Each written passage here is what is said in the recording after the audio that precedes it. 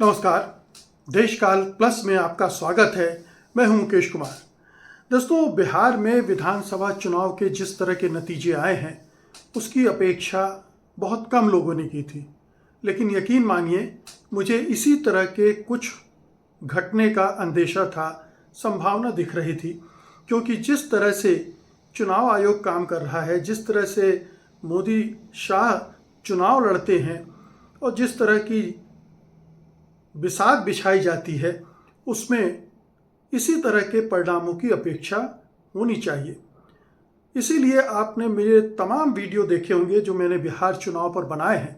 मैं हमेशा एक राइडर के साथ बात करता था कि इस चुनाव में ये निष्पक्ष चुनाव बहुत मुश्किल है कि होंगे। ख़ास तौर पे हरियाणा और महाराष्ट्र के जिस तरह से हमने नतीजे देखे और उसके बाद जिस तरह से उसका भंडोफोड़ हुआ कि कैसे इन दोनों राज्यों में चुनाव को जीता गया, चुनाव को पलटा गया, चुनाव में वोटर लिस्ट के जरिए या ईवीएम का तो सिद्ध नहीं हुआ लेकिन वोटर लिस्ट तो सिद्ध हो चुकी है, उसके जरिए मतदाताओं के नाम जोड़ और घटाकर परिणामों को प्रभावित किया गया, तो उसके बाद कोई संदेह नहीं रह गया था। तो बिहार में आनन फानन में जब एसआईआर की गई थी, चुनाव के ठीक 3 महीने पहले चुनाव आयोग जबरन एसआईआर करने पर भिड़ गया था। उसने किसी भी विपक्षी दल की कोई भी आवाज़ सुनने से इनकार कर दिया था। सुप्रीम कोर्ट में भी जिस तरह से अड़ा रहा था, उससे साफ हो गया था कि ये सारी कोशिश दरअसल मतदाता सूचियों को शुद्ध करने की नहीं है, उनको साफ सुथरा बनाने की नहीं है, बल्कि ये बीजेपी को चुनाव जिताने, उसके मन माफिक परिणाम निकालने की कोशिश के तहत हैं। और इसीलिए जो नतीजे आए हैं आप उन पर गौर कीजिए। बीजेपी सबसे बड़ी पार्टी बनकर उभरी।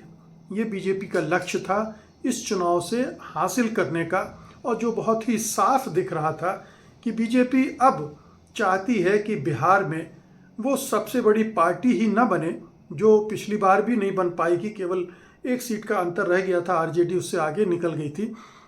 तो इस सूरत में वो उसकी कोशिश ये थी कि बिहार, चूँकि पूरी हिंदी पट्टी में हिमाचल में छोड़ दें, अभी सरकार नहीं, लेकिन वहाँ भी उसका जलवा तो है ही, कभी भी सरकार गिरा के अपनी सरकार बना सकती है।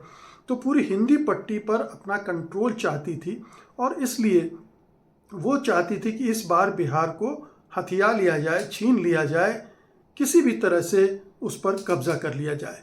और बिहार पर कब्जा करने के लिए ज़रूरी था कि सबसे बड़ी पार्टी के रूप में वो उभरे, सबसे ज़्यादा सीटें हासिल करे, और ये उसने किया। उसका दूसरा लक्ष्य ये था कि जो विपक्षी दल हैं, जो विपक्षी गठबंधन है, उसको इतनी बुरी तरह से नेस्तनाबूद कर दो कि वो सिर उठाने के लायक भी न रहे। ख़ास तौर पर राष्ट्रीय जनता दल को इतना कमज़ोर कर दो, तेजस्वी यादव को इतना कमज़ोर कर दो कि वो उसके सामने संघर्ष करने के लिए भी खड़ा रह पाने में उसको मुश्किल हो। तो ये सारे खेल बीजेपी ने पहले सोचे हुए थे, और उसी के तहत ये पूरी योजना बनी थी कि इस चुनाव को कैसे लड़ना है, कैसे ये सारे लक्ष्य हासिल करने हैं। और आप देखिए कि चुनाव के बीच में इसीलिए नीतीश कुमार के नाम को लेकर भी एक विवाद पैदा किया गया। ये जोखिम कोई भी पार्टी जो उस राज्य में अपनी ताकत बढ़ाना चाहती है, इस तरह का जोखिम नहीं लेती है कि बीच चुनाव में कहे कि मुख्यमंत्री तो चुनाव के बाद चुना जाएगा, जबकि उस पार्टी की हैसियत राज्य में ऐसी हो ही ना जो अपने दम पर सरकार बनाने की स्थिति में कभी पहुंच भी सकती हो। मतलब निकट भविष्य में तो ऐसी कोई स्थिति थी ही नहीं। उसे तो निर्भर रहना ही था जेडीयू पर, नीतीश कुमार पर, लेकिन उसने, अमित शाह ने ये कहा, और उसके बाद फिर चुनाव में इतनी हमने देखा कि गहमा गहमी हुई, वोट ट्रांसफ़र होगा नहीं होगा, नीतीश कुमार किस तरह से भितरघात करेंगे, वगैरह वगैरह, ये सारी चीज़ें थीं। और ऐसा नहीं है कि करने की कोशिश नहीं की गई होगी, लेकिन केंद्र सरकार ने, मोदी सरकार ने इस सब को सोच कर, कैलकुलेट करके जो योजना बनाई थी चुनाव आयोग के साथ मिलकर एसआईआर के ज़रिए, वो उसने इम्प्लीमेंट की और उसको अचीव किया, उसको हासिल किया। इसीलिए अब जो नतीजे आपके सामने हैं वो साफ बता रहे हैं कि बीजेपी अगर चाहे तो बिना जनता दल यूनाइटेड के अपनी सरकार राज्य में बना सकती है। उसके साथ चिराग पासवान हैं, हम हैं और उपेंद्र कुशवाहा की पार्टी है। ये इन सब से मिलकर वो बहुमत तक पहुंच जाती है और कुछ इंडिपेंडेंट भी आ जाएंगे। इसके अलावा बीजेपी का जो गेम प्लान है उसमें जेडीयू को तोड़ना भी है, और वो कब तोड़ेगी, कैसे तोड़ेगी, अभी तोड़ेगी, बाद में तोड़ेगी, ये एक दूसरा सवाल हो सकता है, लेकिन ये उसका गेम प्लान है। तो अब दो सवाल खड़े हो रहे हैं। एक कि क्या बीजेपी अपना मुख्यमंत्री बनाएगी अब, जबकि उसके पास एक सुनहरा मौका है, उसका अपनी संख्या सबसे ज़्यादा है और वो क्लेम कर सकती है। और ध्यान रखिए कि 2020 में जब नीतीश कुमार की सीटें बहुत कम हो गई थी तब उन्होंने कहा भी था प्रधानमंत्री मोदी से कि आप किसी और अपनी पार्टी के नेता को मुख्यमंत्री बना दीजिए। तब शायद ये एहसास था बीजेपी को कि अभी जेडीयू को नीतीश कुमार को नाराज़ करना ठीक नहीं होगा और कभी भी वो पलट कर बदल कर वो आरजेडी के साथ जा सकते हैं और उसकी सारी संभावनाएं चौपट कर सकते हैं। तो उसने वो जोखिम नहीं लिया उस समय मोदी जी ने।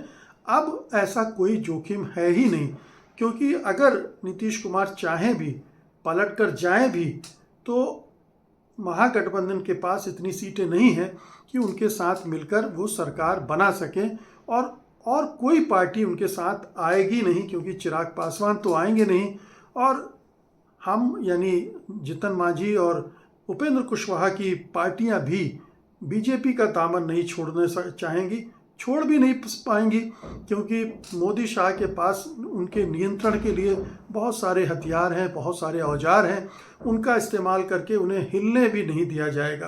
तो एनडीए में कोई दिक्कत नहीं होगी अपनी सरकार बनाने में बीजेपी को।